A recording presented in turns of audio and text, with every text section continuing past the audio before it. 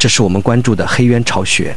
昨天梁小毛为了点吃的大打出手，一贯霸道的三毛吃了败仗，憋屈到今天的大毛终于翻身。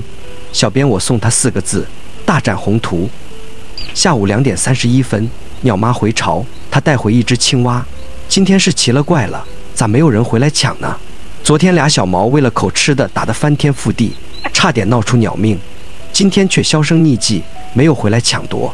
连鸟妈妈也感到奇怪，在看呢，孩子们到底去了哪儿？她又低头看了看，不错啊，是青蛙，孩子们很喜欢吃的。注意听，那叫声不是小毛们发出来的吗？鸟妈妈赶紧予以回应，看到谁飞回来了，可它并没有落到巢穴里，应该是在巢穴上方的树上，在叫呢，它咋就不下来呢？这个叫的单声啊啊啊的，就是幼崽，真是奇了怪了。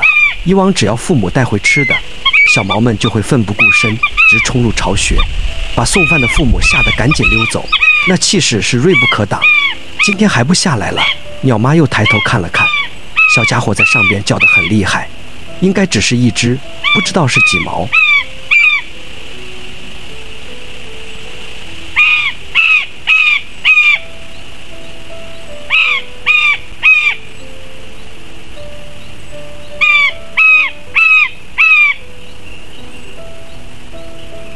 鸟妈都不知道怎么办了，她在左顾右盼，树上的这只幼崽不愿意下来，她要看看另外一个孩子在哪儿。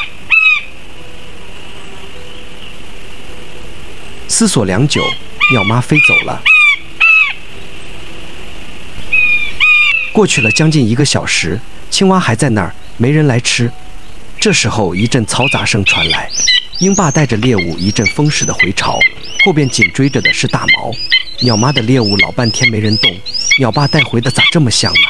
乍一看，鸟爸像极了昨天和大毛干仗的三毛，大毛的羽色像极了鸟妈，应该是雌性的，而三毛的羽色偏淡，与鸟爸很相似，极有可能是雄性。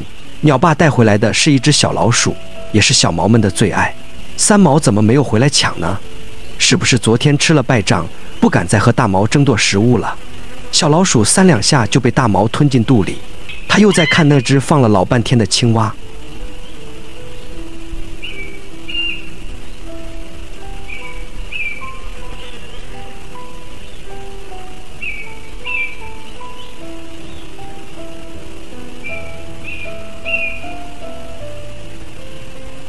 青蛙也被他吞进肚里，胃口真不小啊。远处传来另一个幼崽的叫声，肯定是三毛了。昨天打败了，今天都不好意思回来和大毛抢猎物了，很有自知之明啊。